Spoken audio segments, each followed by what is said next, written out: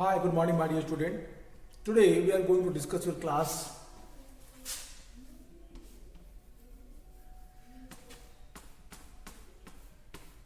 8 SST chapter as you demand. आपने जैसा कहा कल मेरी ऑनलाइन क्लास में कि सर लास्ट चैप्टर जो है इंडिया आफ्टर इंडिपेंडेंस एक्सप्लेन करिए, तो we will try to understand today the last chapter India after independence.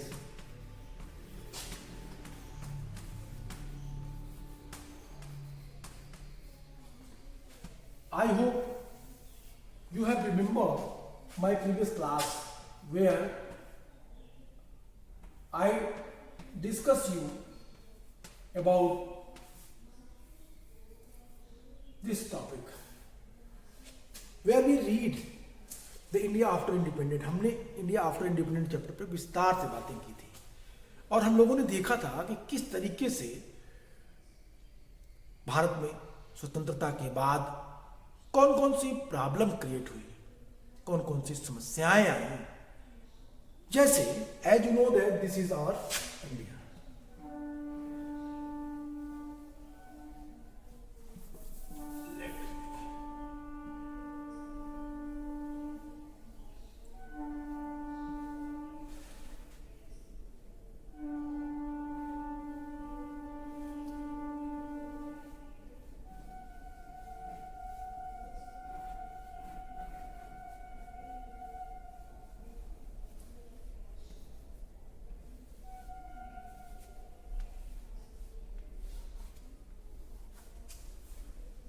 I hope कि आपको बोर्ड पे ये दिख रहा होगा। मैंने आपको इंडिया बनाया, आप इंडिया के बारे में बात कर रहे हैं, तो that is India.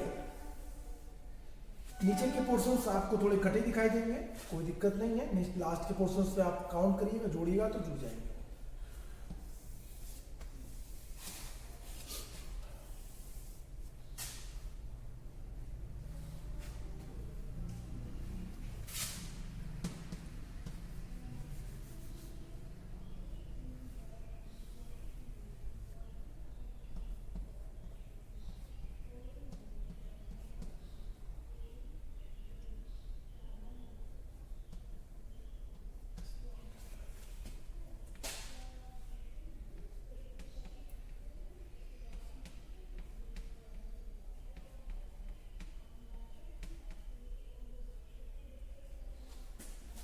I hope कि आप इसे आसानी से समझ सकते हैं। जब भारत और पाकिस्तान का बंटवारा, it means when we are going to, अब किस कंडीशन किस टाइम की मैं बात कर रहा हूं, मैं उस समय की बात कर रहा हूं जब भारत स्वतंत्र हुआ। 15 अगस्त 15 अगस्त 1947, that was the time when officially announced that India become free. Even the process of this was starting before 1946, the Cabinet Mission Plan. I hope you have remembered where I discussed about that. What was the Cabinet Mission Plan? In the Cabinet Mission Plan, first time decided that the constitution for India that should be made by Indians. It was decided by the Britishers. It was what? It was considered by Britishers। ये कहें तो ज़्यादा अच्छा है कि Britishers के द्वारा ये बात मान ली गई कि अब भारत में जो संविधान बनेगा, जो कानून बनेगा, जो नियम बनेंगे, वो अब भारतीय ही बनाएंगे। लेकिन स्टार्टिंग फेज में, शुरुआत के दशकों में भारत के सामने तमाम सारी समस्याएं थी। जैसे क्या क्या प्रॉब्लम्स थी? Problems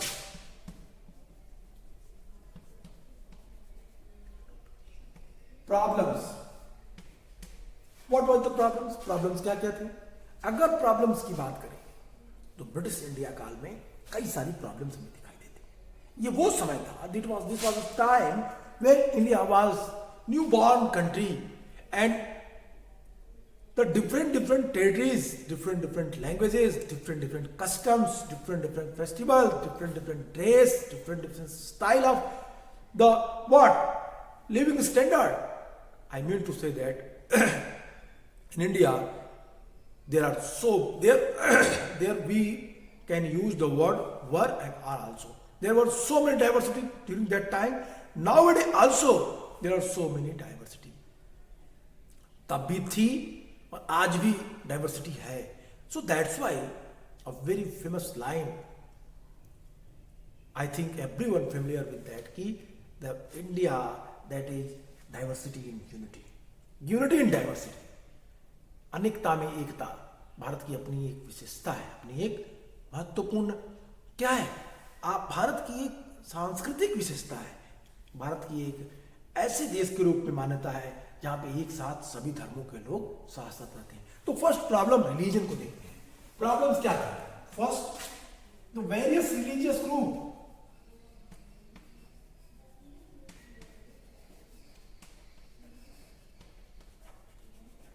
various religious groups like Hindu, Muslims, Sikh, Christian,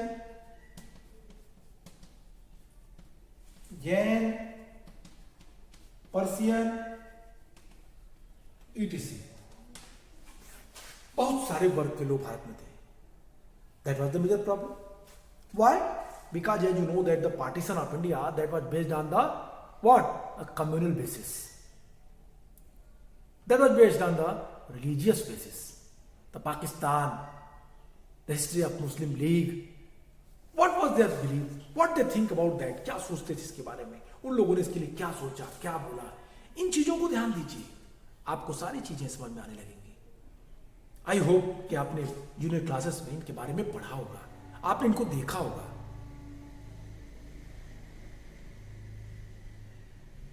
When India was as a Indian continent, the whole part, it means Afghanistan also included India. एक बड़ा पोर्शन, थोड़ा मैं और इसका डाटा बढ़ा देता हूं.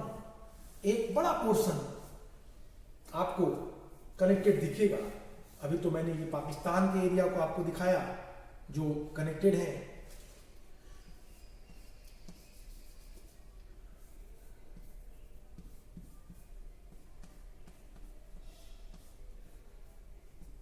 अफगानिस्तान,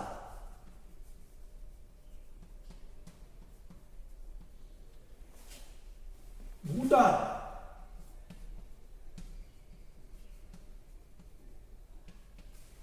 नेपाल, तिब्बत.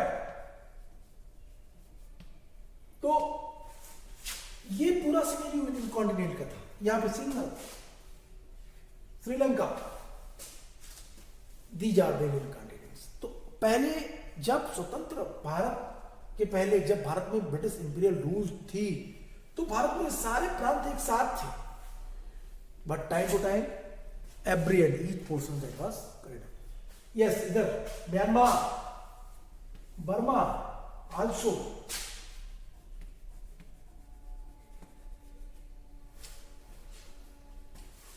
अब आप जरा इंडियन कॉन्टिनेंट को एक बार देखिए.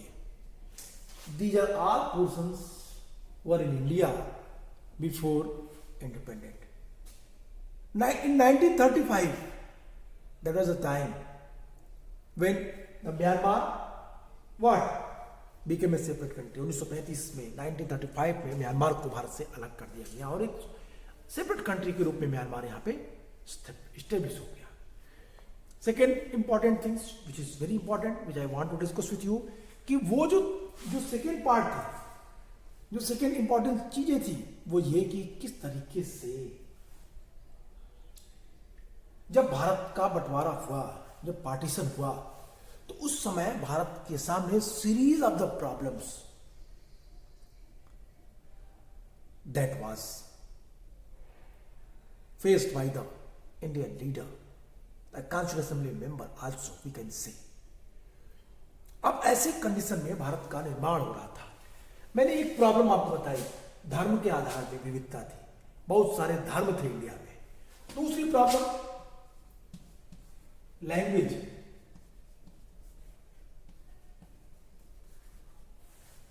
भाषा, कई सारी भाषाएं भारत में बोली जाती थी। Language dispute, we will read in your chapter the language dispute, what happened and when the first state that was what come into existence on the basis of language, and how the Andhra Pradesh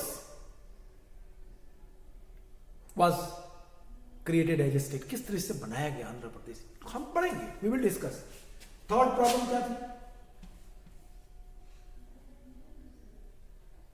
equality, social equality,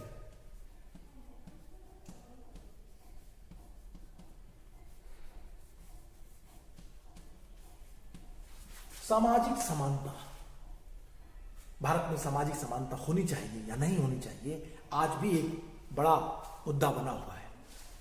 even our constitution given us the adult franchises on the basis of that in India the everyone have the equal rights for voting. In India the everyone facilitate on the equal what, equal law, सभी के लिए समान कानून है, सभी के लिए समान संविधान, सभी के साथ समान व्यवहार करता है। Right to equality, right to liberty सभी को मिले हुए हैं। But when we talk about the right to economic equality, क्या ये है? क्या भारतीयों को आर्थिक आधार पर समानता मिलनी चाहिए? It should be. यहाँ पे अलग अलग मत है, अलग अलग भाषाएं हैं, अलग अलग सोच। अब अगर एक को देखें, अगर मैं इतने सारे पॉइंट्स को, इतनी बड़ी प्रॉब्लम्स आपको देखने को मिल रही है, मैं इसको एक सामान्य भाषा में लिख दूं। फर्स्ट प्रॉब्लम क्या थी? फर्स्ट प्रॉब्लम क्या थी? रिलीजन।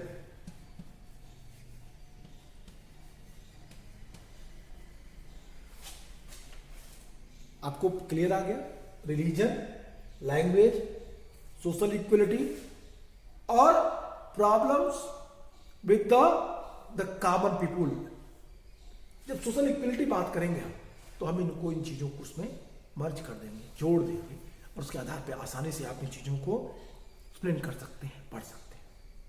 तो चलिए, ये तो हमारा चैप्टर था, इस पे हम लोगों ने बातें की, चर्चा की। अब हम बात करेंगे उन चीज़ों पे जो सबसे महत्वपूर्ण है, और वो है आपका चैप्टर। स्टार्ट करते हैं। A new and divided nation, the first topic of this chapter. कहता है, when India became independent in August 1947, it faced a series of the very great challenge. As a result of partition, 8 million refugees had to come into country from what was now Pakistan, and these people had to be found homes and jobs. Okay, one point also we can point there. The refugee problem. What problem? Refugee. रिफ्यूजियों की problem थी। ये refugees कौन थे? कहता है कि the million शब्द 8 million refugees,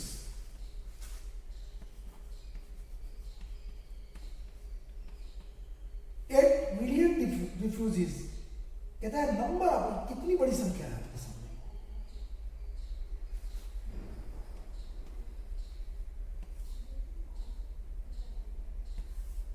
थोड़ी बहुत नहीं है, 8 मिलियन रिफ्यूजीज हैं, जो कहां से आ रहे हैं? जो यहां पाकिस्तान से इंडिया की तरफ आ रहे हैं।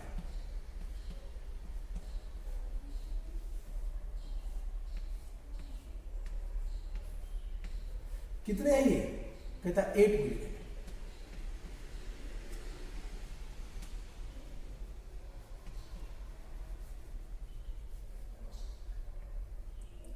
$8 million refugees.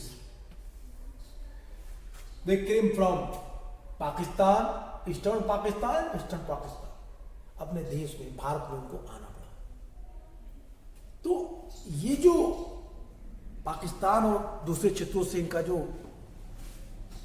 ये क्या हो रहा है, ये अपने देश की, भारत में हिंदू, मैंने आपसे शुरू में ही कहा, चैप्टर के स्टार्टिंग में मैंने कहा कि किस तरीके से धर्म के आधार पे भारत को दो भाग में बांटा गया, हिंदुस्तान को दो पार्ट में तोड़ा गया, एक पाकिस्तान बना और एक हिंदुस्तान बना। और उस समय की सबसे बड़ी प्रॉब्लम हिंदुस्तान के सामने थी एक बड़ी संख्या में लोगों का माइग्रेशन, जो पाकिस्तान से हिंदुस्तान गए और हिंदुस्तान से पाकिस्तान गए, दोनों तरफ माइग्रेशन हुआ, कम्युनल राइट्स हुए, दंगे हुए, बहुत हजारों हजार लोग मारे गए, दे वर disturb. So that's why I'm saying, when India became independent in August 1947, it faced a series of very great challenge. As a result of partition, 8 million refugees had come into country from what was New Pakistan. These people had to be found homes and jobs. Then there was the problem of the princely states, almost 500 of them, each ruled by Maharajas or Nawab. The princely state. My dear student, एक problem और लिख लीजिए, princely states. Princely states कहता है कि more than 500 princely states, कहता है कि थोड़े बहुत नहीं, कहता है कि बड़ी संख्या में प्रिंसली स्टेट्स थे, 500 से ज्यादा। चलिए मैं यहां दिखाता हूं, 5 more than 500 princely state.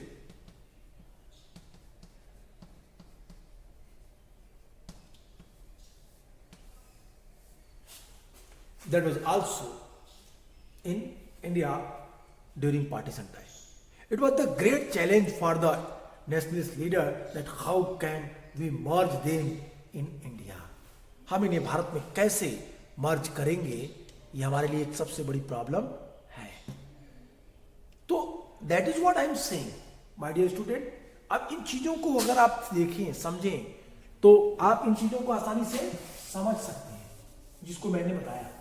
मैंने 8 मिलियन रिफ्यूजीज के बारे में बात की, मैंने इन 2 पॉइंट्स को जो उधर लिखे थे मैंने यहाँ पे समझा दिया, 8 मिलियन रिफ्यूजीज, और यहाँ पे मैंने लिख दिया more than 500 princely states. Excepting the other problems, the religious problem, the language problem, the social equality problem, religious problem.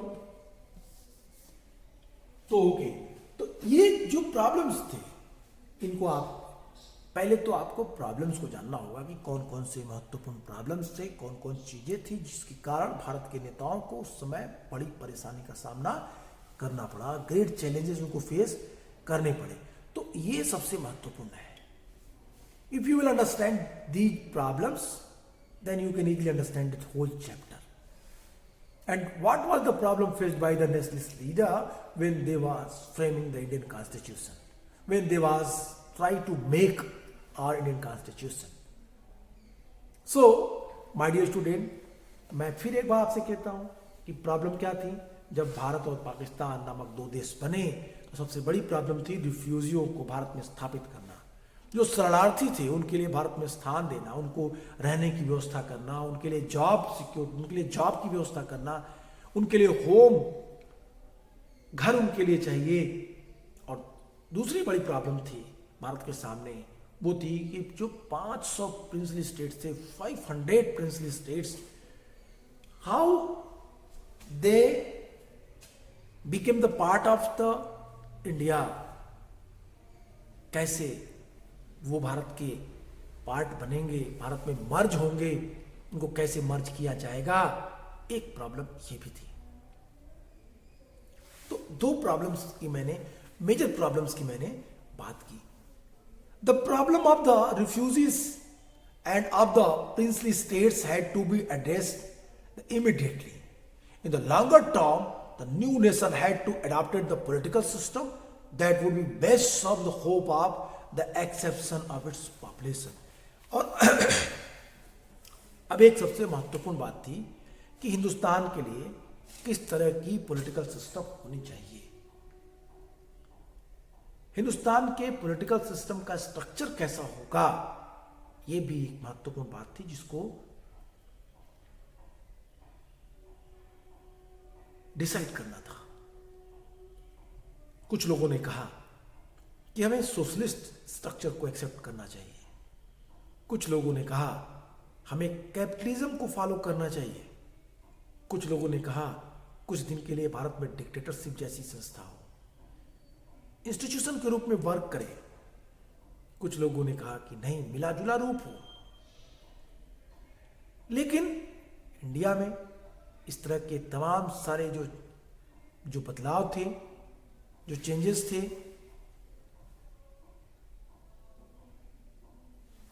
वो भारत के लोगों की परिस्थितियों के आधार पे थे।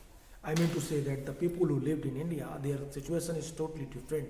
They belong to the upper class, lower class, middle class and below. Poor class and below poor, below poverty line. The average, I mean to say that कि every stage, हर स्तर के लोग भारत में थे। And different community also in India, the both Jain, Parsi, Hindus, Muslims, Sikh, Isai, ये लोग भी थे। And their custom and culture was totally different. And as you know that the after partition, what happened with them? तो जब बदला दोनों चीजों के द्वारा, जो इन सारी समस्याओं को जब समझा गया ब्रिटिशर्स के द्वारा, और फिर ब्रिटिशर्स के बाद भारत में एक चीज यहाँ पे महत्वपूर्ण है जो मैं आपको बताना चाहता हूँ कि the starting time when Indian constitution was going to be frame, Britishers were present in India. Socialists, they questioned on that what constitutions our Indian leader going to be make. It was nothing, it was only supervised by the British government. But it was not true. Why and how? We'll discuss this point in your class. मैंने कहा कि जब भारत के संविधान का निर्माण हो रहा था तब भारत में अंग्रेज थे। कुछ लोगों ने कहा कि भारत में जो अंग्रेज हैं इनके सुपरविजन में हमारा संविधान बन रहा है, तो हमारे संविधान पे इनकी छाया है, हमारे संविधान ब्रिटिशर्स से प्रभावित है। ये विचारधारा सोशलिस्टों की थी, समाजवादियों की थी। उन्होंने दूसरी क्वेश्चन उठाया कि जो कॉन्स्टिट्यूएंट असेंबली के मेंबर थे, वो कॉन्स्टिट्यूएंट असेंबली के मेंबर में 82% कांग्रेस लीडर्स थे। तो उन्होंने कहा कि एक पार्टी पूरे देश का संविधान कैसे बना सकती है, और एक पार्टी के द्वारा बनाया गया संविधान क्या पूरे भारत के लिए समान रहेगा या नहीं रहेगा। इन चीजों पे भी एक क्वेश्चन उठ रहा था। अब यहां पे दो क्वेश्चन का जवाब उस समय के नेशनलिस्ट लीडरों को देना था। If you will read the objective resolution, I think it is also given in your book, Objective Resolution. You should read that, where the Pandit Jawaharlal Nehru addresses the very finest way that we are not going to copy. हम copy नहीं कर रहे हैं, या हम we are not under control by the any other country. हम दूसरे country के कंट्रोल में भी नहीं। But we should never forget that the changes, the political changes which happened on the worldwide level. What happened in America?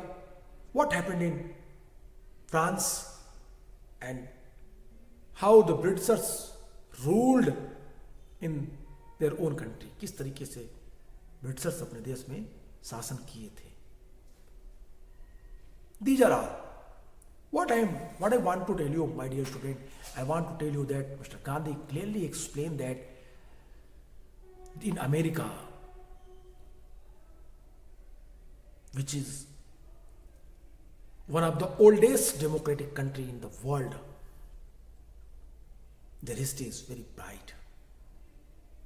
The France 1789, July 1789, that was the date when Francis Kranti, French Revolution happened. And three ideal words, right to equality, right to liberty, right to fraternity, ये शब्द भारत के जन्म, भारतीय नहीं विश्व के लिए world wide level पे एक महत्वपूर्ण शब्द के रूप में हमारे दिखाई देते हैं. तो ये चीजें आप अगर ध्यान देखें तो French revolution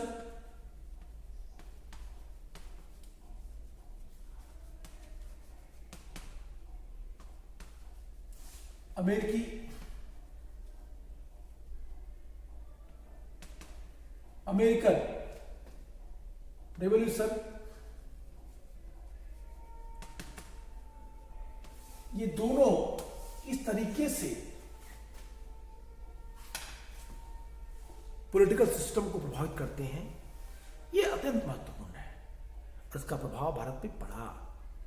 right to equality, right to liberty जैसे शब्द हमने फ्रांसीसी क्रांति के बाद फ्रांसीसी संविधान से इन चीजों को लिया. सोशल इक्वलिटी की बात हम अमेरिका से देखें कि वहां पे जो सबसे बड़ी प्रॉब्लम थी ब्लैक एंड व्हाइट की, किस तरीके से उन लोगों ने सॉल्व किया और आज एक सफल डेमोक्रेटिक कंट्री के रूप में है. तो these were the problems which was faced by the Indians when they were going to start framing their constitution. भारतीयों के द्वारा ये सारी समस्याएं झेली गई जब वो अपना संविधान बनाने जा रहे थे. तो it mean during 1946 to 1949. Okay, कितने दिन लगे संविधान बनाने में? संविधान बनाने में कुल कितने दिन लगे? चलिए थोड़ा सा एक कॉमन चीज पूछते हैं आपके जनरल नॉलेज की. आई थिंक आप पढ़े होंगे. और हमारा संविधान कब बना? कब बना हमारा संविधान? कब कंप्लीट हुआ इंडियन कॉन्स्टिट्यूशन?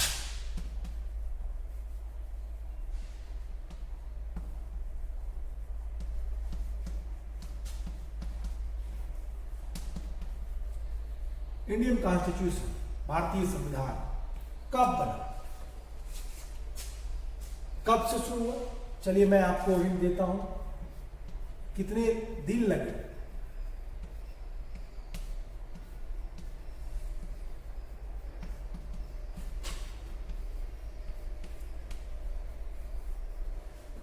इतने दिन लगे भारतीय संविधान को बनने में.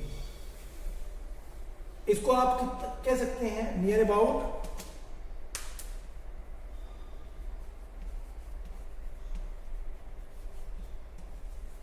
3 ईयर.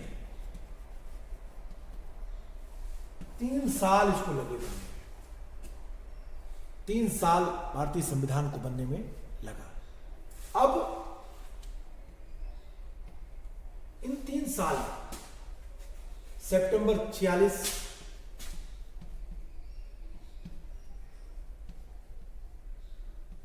1946 टू नवंबर 1949, ये टाइम था संविधान के बनने का.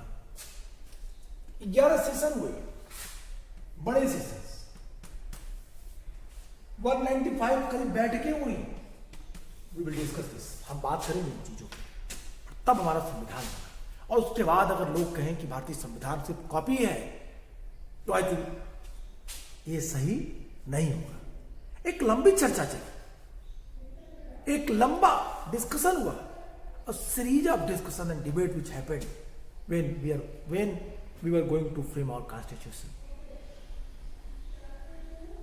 Even they were 82% member, they belonged to Congress party, but their view, their thoughts, their ideology, they were different. Everyone asked for right for their own peoples. Jaipal Singh for tribal people, R.B. Dhulekar for the minorities, P. Pokur Bahadur for minorities, Hansa Mehta for women's, B.R. Ambedkar for the depressed class, Dhulekar also for the depressed class and the minorities rights, the SC STs right and the I mean to say that कि हमारा nation किसके धर्म के आधार पे बन जाए ये भी डिमांड की गई थी नेशनलिस्ट लीडर के द्वारा। उन लोगों ने कहा जिस तरह से पाकिस्तान बना उस तरह से हिंदुस्तान भी हिंदू धर्म के आधार पे ही इसके संविधान का निर्माण हो, इस तरह की भी मांग की गई मदन मोहन मालवीय और कुछ हिंदूवादी नेताओं के द्वारा। तो ये सारी चीजें डिमांड की गई, मांगी गई और इसका रिजल्ट यही था कि किस तरीके से हम पूरे सिनेरियो को क्या करेंगे, एक नए स्वरूप में लाएंगे। तो डियर स्टूडेंट, आज के लिए इतना ही। We will continue this chapter again. Goodbye and take care.